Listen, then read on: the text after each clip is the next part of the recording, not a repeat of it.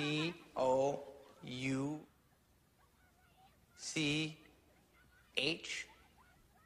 Correct. I am the smartest man alive!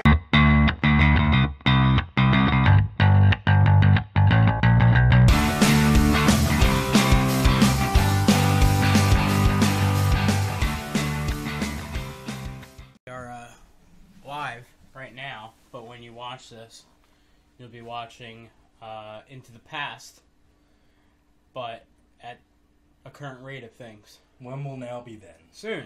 Okay. And soon enough, you know, our viewers will get to watch this video. But not now. Not now. Then. And they'll get to watch Sean Harrigan, who's not Bill Tozzi, and you'll get to watch Bill Tozzi, who's not Sean Harrigan. It's like we swapped spots. Right. But I mean, if you were overseas in Europe, it would match up accordingly. Because they drive on the other side. Yeah, that and like the toilet water flushes the opposite way. Yeah, it's just it's a natural, you know. It's the same, but it's different. In yeah. a sense. Right. So, but you know who we are, and you might be wondering, you know, Bill, Sean, why are you guys decked out in Phillies gear? Well, in case you didn't know, today was opening day of baseball. The Major League of Baseball had opening day today. And today, our local beloved Philadelphia Phillies had their opening day against the Atlanta Braves today at 3:05. And, you know, victory was sweet today. So the victor goes the spoils, and the Phillies certainly spoiled us today with a big win against the Bravos. Victory! Yeah, really good to see so much energy back into the Citizens Bank ballpark. You know, Bill, ever since we went on that run from pretty much 07 through 2011, winning the World Series in 08, yeah, we really declined as both an organization as a fan base for a long time. Yes. And it's really good to see that things are really getting back on track, and that you know the organization as a whole is committed to winning. You know, we signed up until last week when Mike Trout signed his mega deal for $430 million, whatever it was. We did sign Bryce Harper to a 13-year, $330 million contract, which at the time was the largest contract ever given to a North American sports athlete. So we, amongst the throngs of Phillies fans, are absolutely excited not only for him, but for all the other new acquisitions like Gene Segura, Andrew McCutchen, JT Realmuto, whoever it may be. Things are really looking up for us this year. We're starting the day off, opening day, with a big win. Bryce Harper gets in there. He gets a hit, he strike out, ground out, whatever it was. McCutchen stepping in with the solo, coming off the first inning. Reese Hoskins with big salami. It's the grand slam. Absolutely wonderful to see. Putting him in the cleanup spot with Bryce Harper, batting ahead of him third.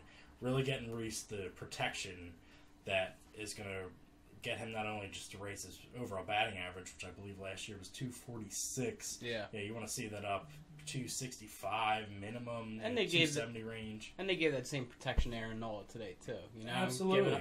Putting up 10 runs, giving him the cushion. And if you look at how Aaron Nola pitched last year, I think his record was 17-9. But how many games did the team give away defensively? And letting up runs, not getting them run support, whatever the case is. Right. I mean, he could have easily been a plus 20 game winner last year. Yeah. And I would have definitely won the Cy Young.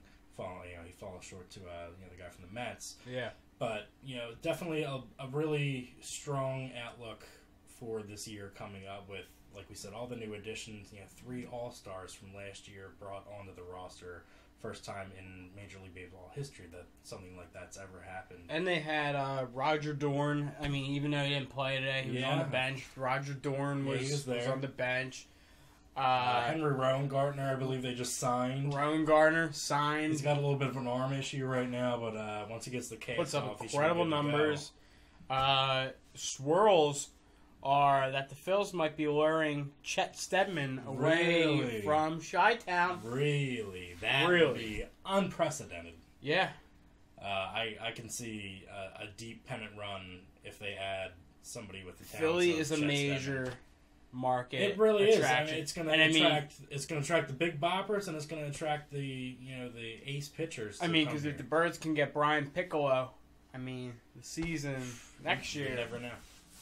You never know. But Bill, very, like we said, very excited about this upcoming Phillies season. Yeah. It's good to have baseball back in a big, prominent way because, like we said, the fan base has not been there the last 6-7 years. Did you say free base? No, fan base. Okay. Fan base. We don't do Whoa! that here.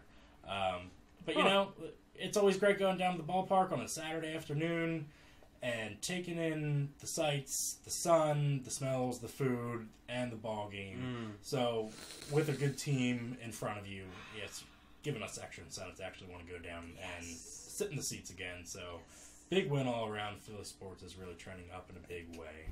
Yes. But Bill, we are, like we said, we are not in the studio. We're doing a little something different. This is going to be what you have dubbed a new segment of the overall brand of the Cinescape. What would you call this, Bill? What are we going to call this?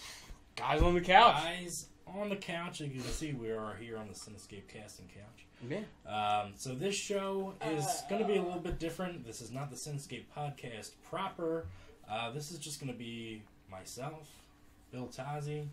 Just an open forum, real, gritty emotions and opinions that are going to be forged, and we're going to be bringing you, some of the stuff that we don't get to on our bi-weekly podcast, and maybe just some topics that just aren't accustomed for our regular programming. So here we are, two guys on the couch talking to you, our beloved viewers, about anything and everything under the sun. Yeah, we may or may not talk movies or TV or entertainment in general.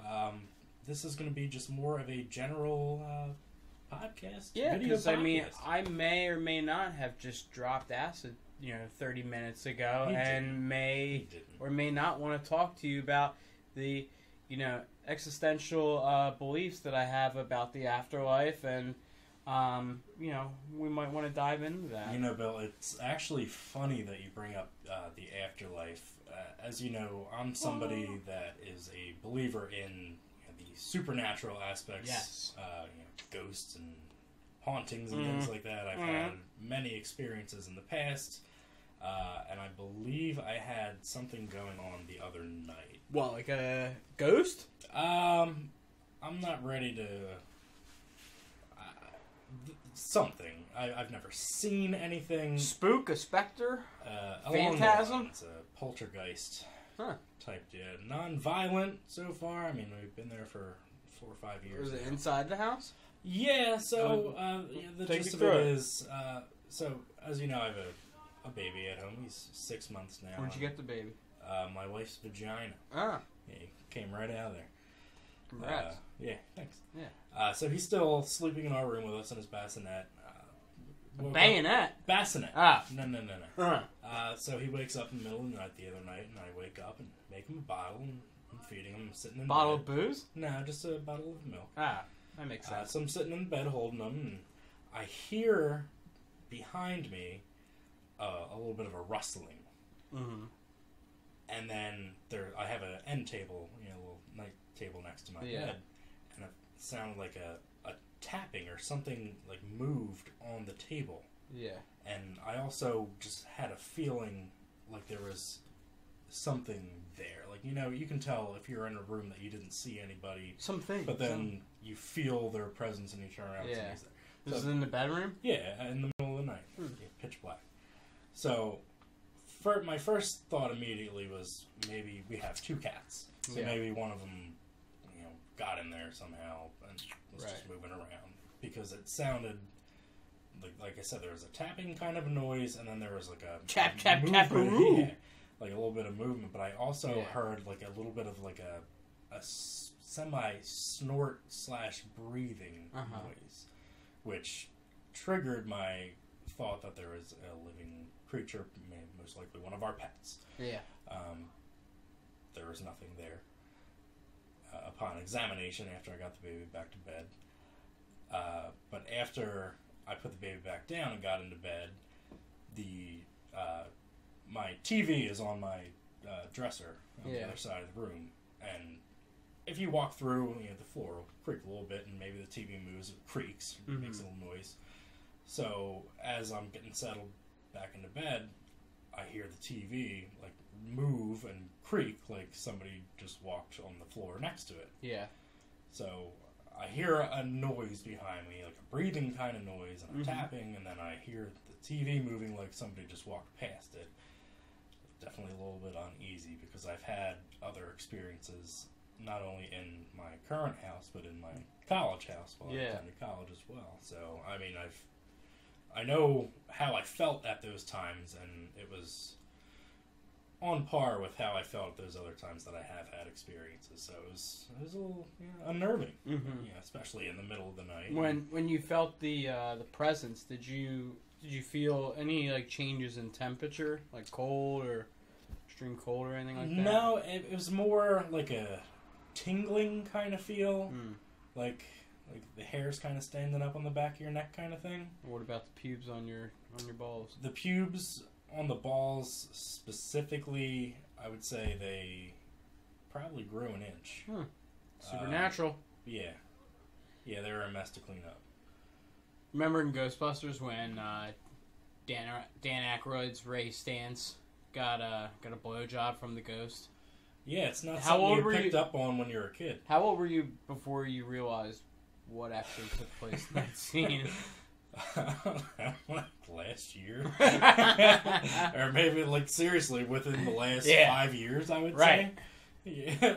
As like a 8-year-old kid, when that, you see that movie, like, I don't know what a blowjob is. No. Or, what's happening, actually. Yeah. That's, there's things that you don't pick up on when you see movies as a younger person, as a teenager, or even as an adult. Like, it takes multiple viewings and different points of view and points at your life where you've had experiences where you can rewatch the same movie over and over again, but at different stages of your life it's going to resonate more. Right. And something like that's just not something that you picked up on as a kid, but when you get older, like, oh, holy shit, what the fuck did I watch when I was 8 years old? Why did my parents let me watch that? Like Ren and Stimpy. Yeah. If you rewatch Ren and Stimpy now, it's pretty absurd. It's terrible. Some of the it was stuff like my favorite cartoon when I was a kid. Speaking of Ren and Stimpy, my wife and I were having not an argument, just a discussion the other night. She's asked me, "Do you?" Because we have the baby and he watches Paw Patrol and Puppy Dog Pals and all these Disney and whatever shows. So I've put on SpongeBob before, and he watches it. SpongeBob's a little dirty. So she asked, she's like, "Do you think putting on SpongeBob for our 6-month-old is okay?"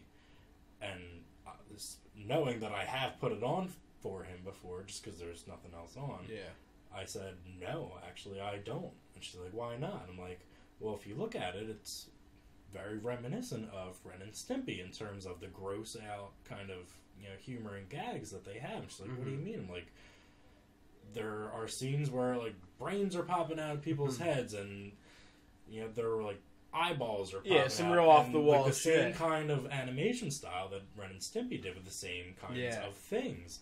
And then I actually later on, like maybe an hour or two later, an episode of the show came on, and SpongeBob grabs his eyeballs and rips them out of the sockets and is holding them out in front of him. I'm like, this is exactly what I was just talking about. So, probably not imagery you really want to show a 6-month-old, and, admittedly, I put it on for him, and I don't feel that I should have. But the thing is that... So, bad daddy.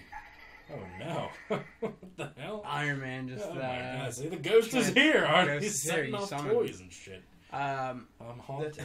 I think the thing is with, like, cartoons, though, as a very young child, is that for the responsible adult, we're probably just thinking this is a cartoon, and at the core of it, you know, my child's going to see animated stimulation, basically, where they are going to see a, you know, outlandish cartoon character that is going to do colors and shapes, right? Colors, shapes. I definitely understand. So I think you're thinking. You know, I think it offers that basic layer of visual stimulation. Now, if you were like me, where you were, you know, an older, developed adolescent watching the show, you see some basic funny humor in the show. You see eye popping, you know, some real spastic kind of visual stimulation where it's just, you know, when you're a kid or a teenager and, you know, your mind's go and you just see, you know, goofy like explosions or, you know, just jumping around, there's, you know, a higher learning of you know, reception to that content, right? So like you're graduating from a children's show to Looney Tunes as a little bit of an older child. Yeah, but I mean, what I'm saying also is there's layers to that show when, like, you know, if, you know, your son were to watch it, he may laugh and giggle at just, like I was saying, the basic concept. And it's funny because he has started laughing at the TV, right, watching stuff. So I mean, adorable.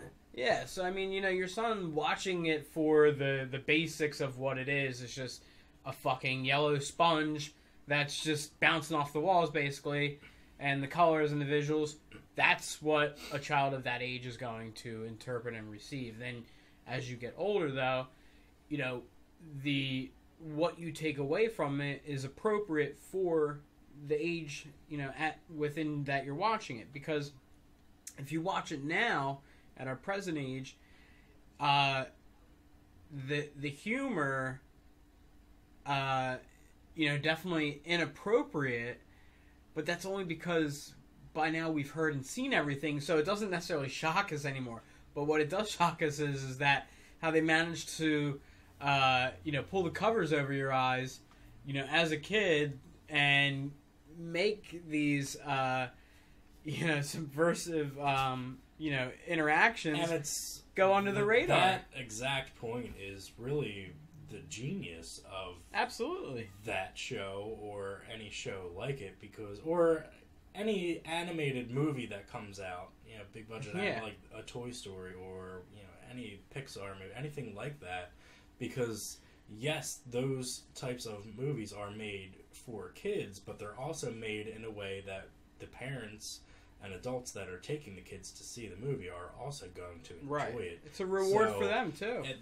You know, the different things that adults, in terms of the humorous parts, are going to pick up on, the kids obviously aren't going to, because they're not going to have any frame of reference as to what they're, you know, subtly hinting at. But you know, it's a very tongue-in-cheek way of, you know, integrating the different, you know, age groups that are going to see this movie or those movies ultimately. So, you know, that kind of thing delicately has to be done, because if you just make, you know, an episode of Barney into a movie, like, I don't know how many parents are going to tolerate sitting there for 2 hours watching a movie about Barney when it's just, you know, a 2-hour episode of Barney the way it is, not in a feature film way where they're adding, you know, adult humor into it subtly like that. Right. You know, ultimately, you know, they're going to have to weigh that against their child's enjoyment against their own. So I don't know if it's a battle you want to start. Say, you know, you kind of make it inclusive for everybody to enjoy. But yeah, definitely interesting for sure. Yeah. What we were talking? What show are you going to show baby Sean, your son, next? We were talking about, you know, SpongeBob just a moment ago, something that you obviously grew up on.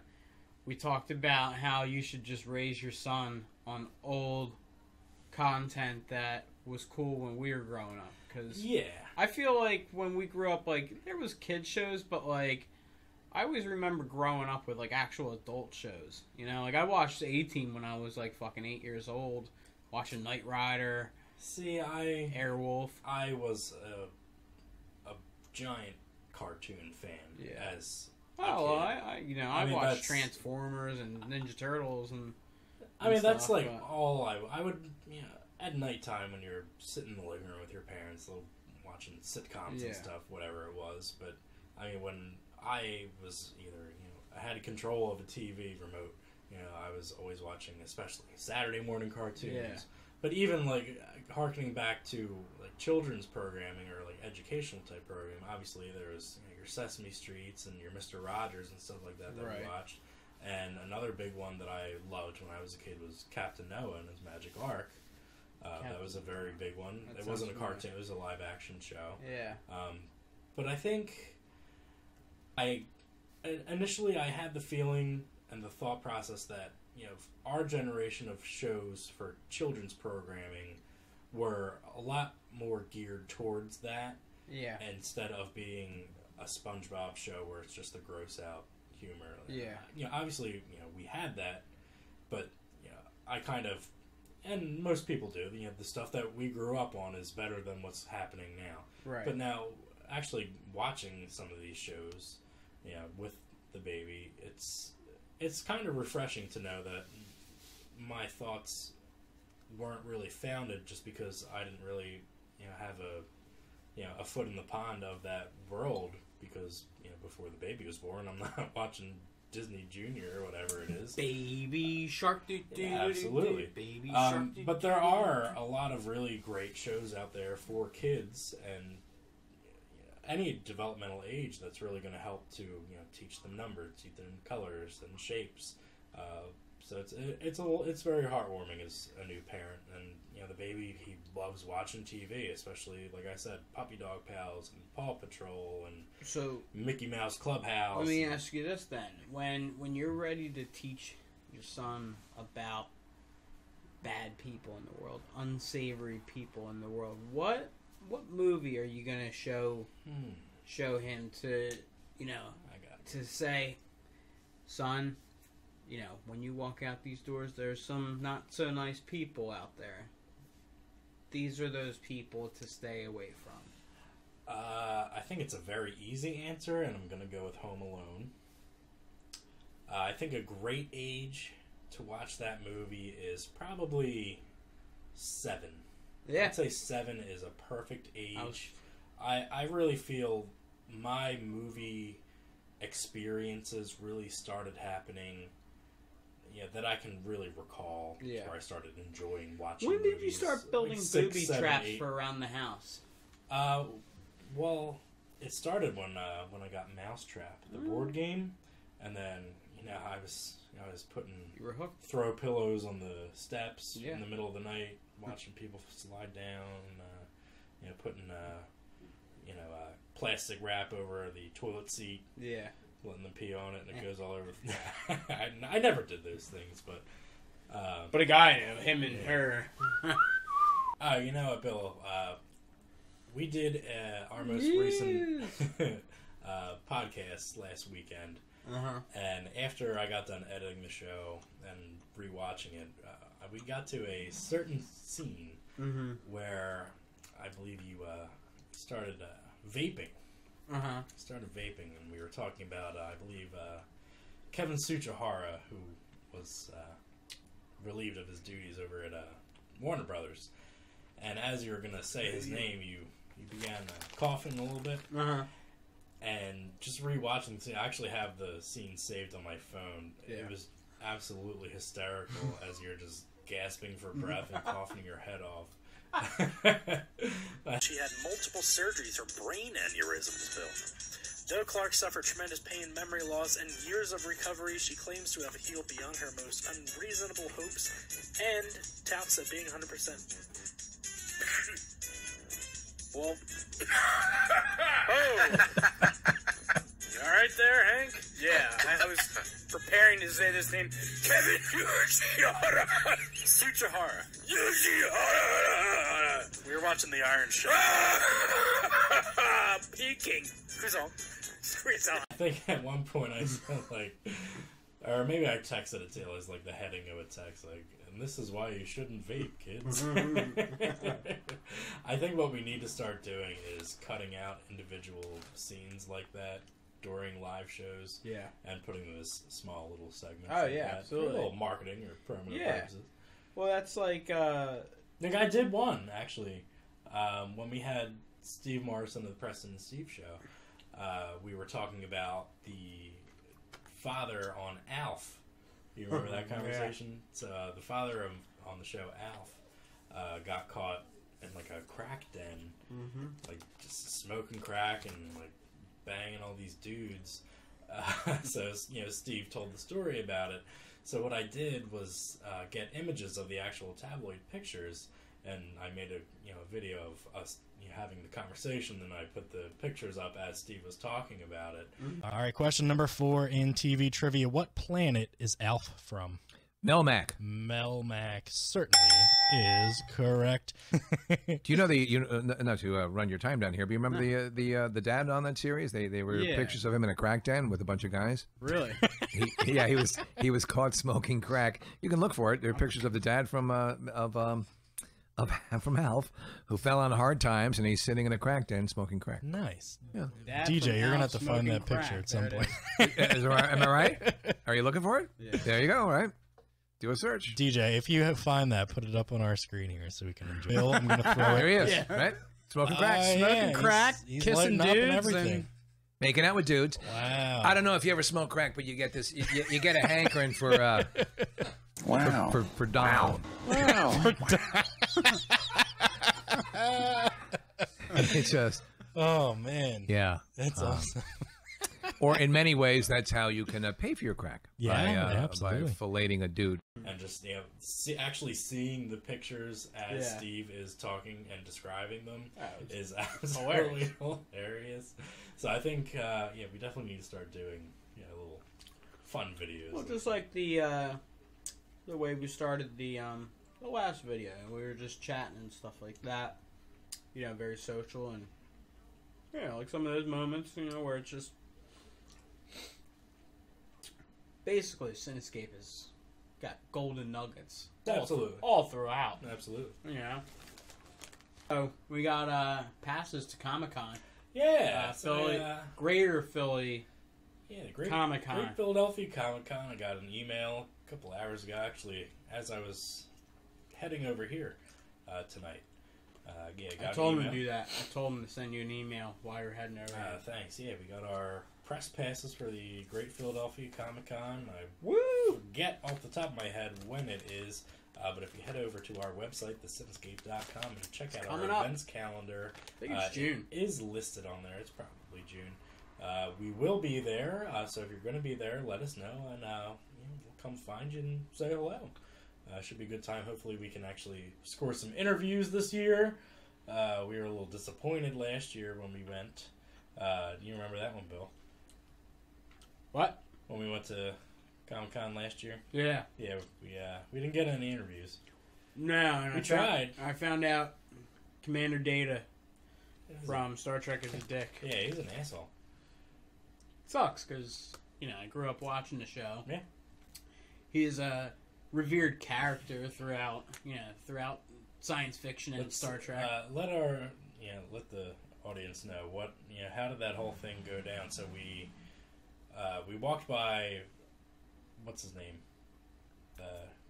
His actual name, the guy who plays Brent Spiner. Brent Spiner. We walked by Brent Spiner's booth. Yeah, he's got a couple talking to him, not guy, much, couple people. guy and a girl, chatting, whatever. So Yeah. we're standing there waiting, and they walk away, and we go up and introduce ourselves, and we're getting into conversation and stuff. And Right. then Bill, what happens? He just he answered every question that we asked with a snide question back. He would either answer with a question, or he was Yeah, condescending. he was very condescending and belittling. Yeah. Like we had physical. Like, bro, you should be physical lucky lanyard, anybody even you know, comes and talks to you and press remembers pass, you.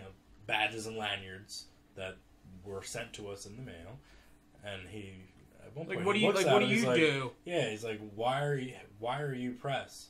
And we said that we have our podcast, and and he like was very, like Bill said, very condescending about it. Like, why are you a dick? Yeah. So like, Bill, I think you still spent what you spend $50 to have him sign your pop figure of him that I'm still gonna get an autograph. Yeah. So like, But- not only are we But fucko, come on. paying the guy, like, you see that we have these press badges, you know that we're there for a certain reason, and we ask you for an interview and you tell us no, and then you're like just a jerk off to us the whole time that we're actually talking to you, off the record. Yeah. Just not really cool, because you're there to talk to people like us and fans. Right. So why are you gonna act like an asshole if you're there to not act like an asshole and be paid? So Brent Spiner, why were you an asshole? Huh? Like, it was, I didn't really give two shits because I'm not a Star Trek guy, but I'm sure for somebody like Bill, who is a very big Star Trek fan, it was, they say to never meet your idols. Well, glad you got killed off in the Star Trek movies. Yeah. No more sequels for you. Done. We also didn't get interviews from the two actors that played Bulk and Skull on Mighty Morphin Power Rangers. What happened with that whole thing, Bill? We tried real hard. We tried. I think like they were there, but then like, who knows what the hell they were doing? They were. I think they said if we were came back the next day, they would. Yeah. But we weren't going to go back again because it was pretty beat in general.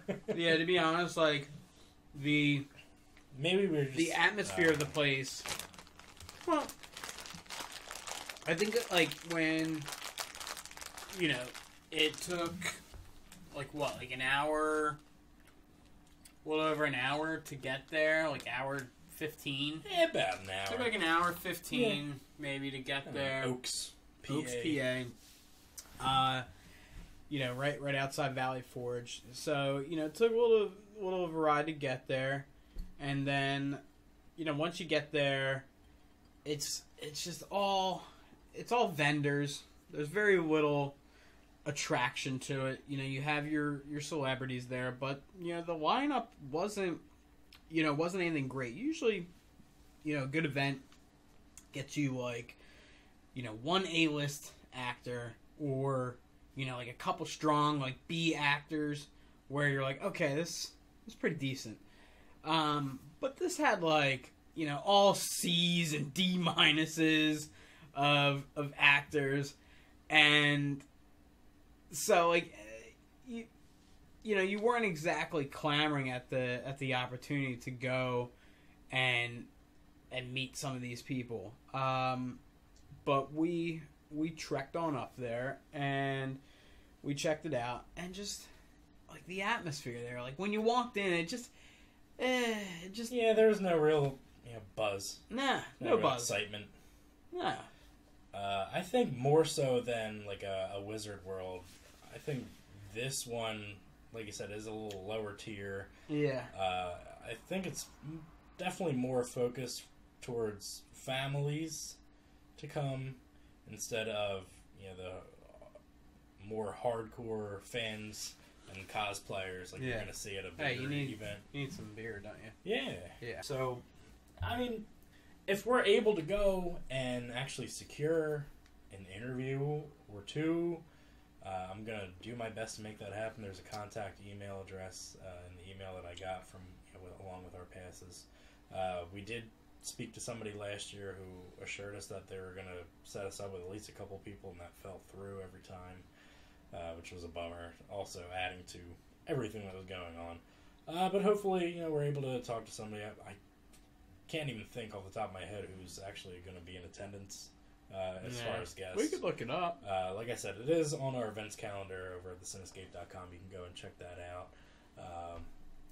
But yeah, we'll be there. So let us know if you're going to be there. We'll meet up and say hi, and hopefully be able to talk to a couple people. So Yeah. You should get a that's booth. that. Yeah, that's expensive though. Yeah. Probably really expensive. And we don't make any money from I'm our curious. Do you think? Yeah. Do you think a booth is cheaper than tickets though? No. No, I would say no. I would say a booth is probably Booth. it's probably minimum like $300. It's a funny word. Booth. Booth? Booth. Booth. Booth. Booth. Booth. Oh, you know what? Speaking of booth, Bill. Booth? Actually, no, booth. With the th.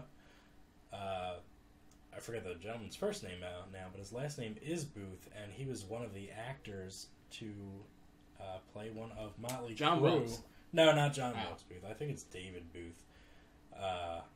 Yeah, but Are you going to talk about The Dirt? yes, we are going to talk about The Dirt. I can't talk too much. I can only talk to you about like an hour of it. 'Cause That's all right. we turned it on pretty late last night, and I started dozing off. Now I dozed off because natural sleep, Right, not because because the you didn't movie, sucked. So I know you watched it a couple days ago over the weekend. Yep, I watched the you- first hour Friday Yeah. afternoon. and then you rewatched it, right? Well, I just picked up where I left Okay. off. The baby had woken up, and later on in the night I finished it. And then you did your review on Monday. Yep, my review That's on the is- website. Yeah, it's up on the Cinescape. So check that out. Now, we threw it on last night. I believe Sam finished it. I got like about an hour's worth maybe, give or take a few minutes. But from what I saw, I mean, rock and roll, man, kick ass. It was entertaining to say the least about what I saw. Now, you had said that online in general, like there's some people that are ripping it, or some people that you came in contact with, per se? I've seen on different YouTube channels, personalities that did not enjoy it because they left things out or didn't develop certain things. For instance, a lot of criticism that I saw was that they didn't show the band, creating any of their songs, or practicing. I mean, they showed them practicing a little bit in the beginning, but my argument against that is that's not what the movie was about. Well, also that's fucking boring. Because I haven't seen Bohemian Rhapsody yet. Yeah. Still, I don't. Me neither. I'll see it when it. I want to. Yeah, but I know the film does delve into them writing and creating their songs and having the back and forth with the studio and record company. But as far as The Dirt goes, but you know what though, Queen wrote, like, just real quick, they wrote some of the most recognizable and enjoyable music, right? Across any genre for as long as we'll know. So, you know what? Yeah, I could see you diving into Queen songs a little bit because you know what? They're played at every sports game every day of the week in front of, 30,000, 50,000, 100,000 people, in any given shot. So, you know what? Their music is iconic in that regard. So, yes, I can understand the artistic approach, but from what I saw about Dirt, it's the opposite. You don't want to see going for that. You don't want to see Motley Crue,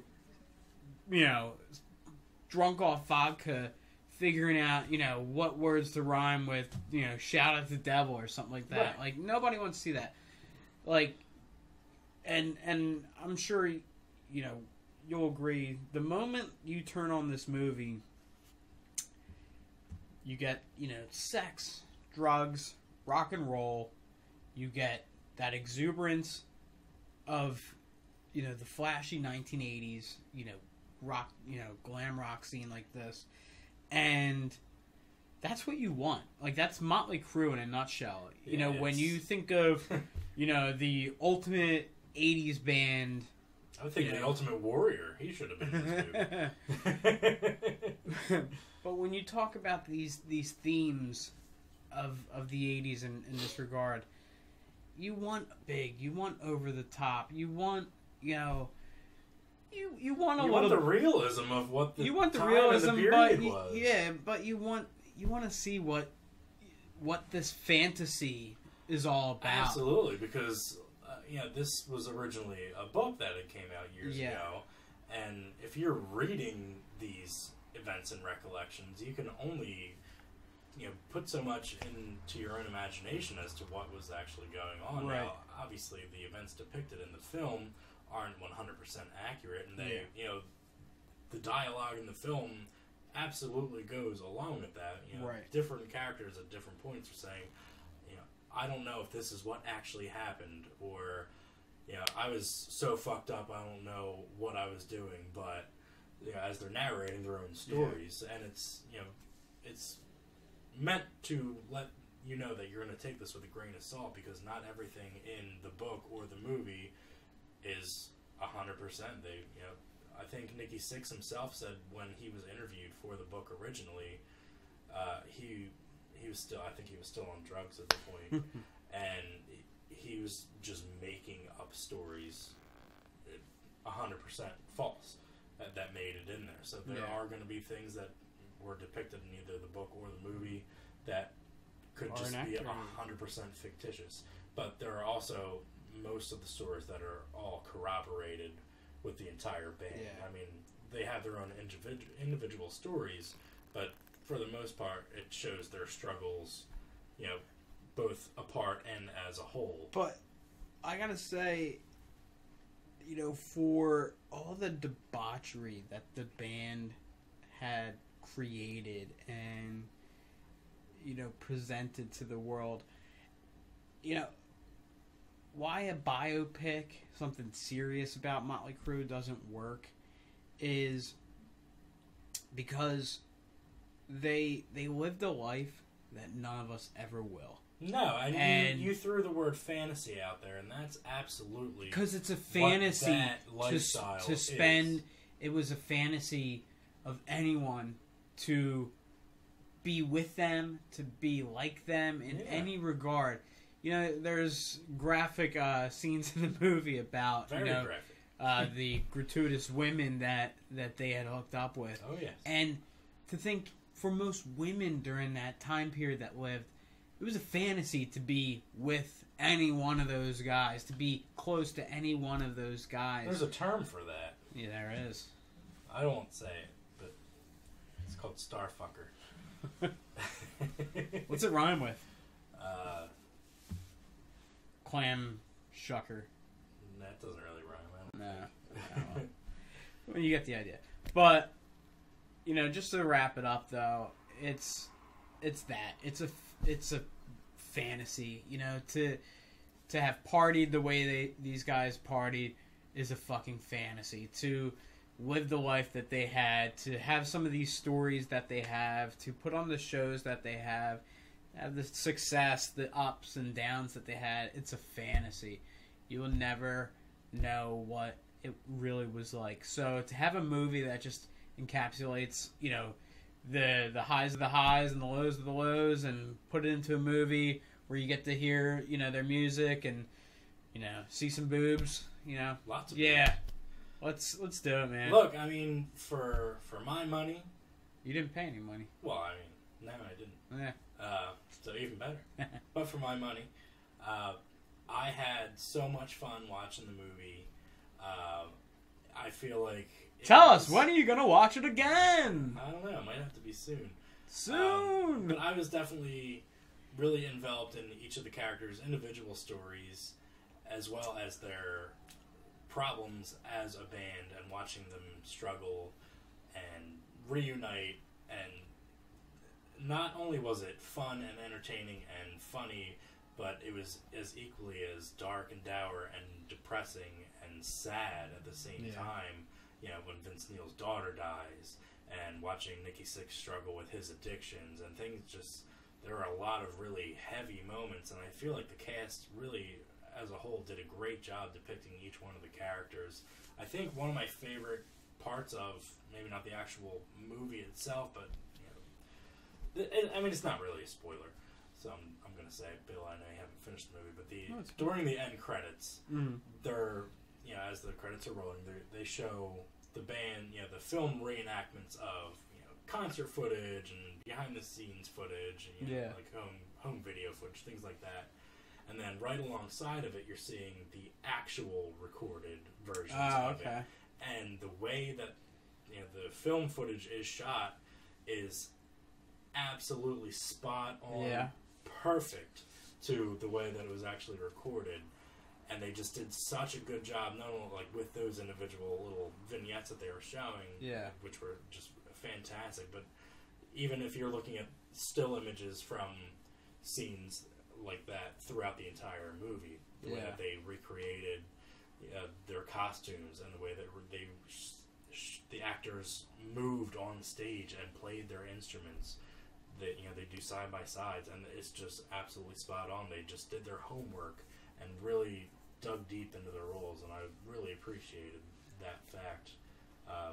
Like I said, whether or not everything in the movie is 100%, I would say that's 100% that it's not, but it still made for quite an entertaining story, and I really liked it.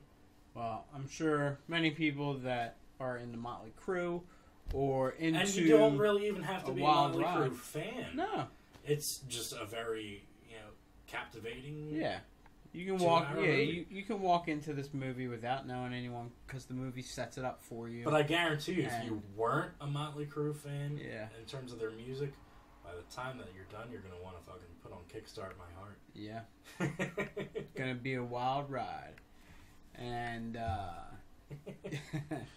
for anybody that loves vignettes, go see this movie. It's on Netflix right now. Check it out. Yeah. It's for free if you pay for it. For free.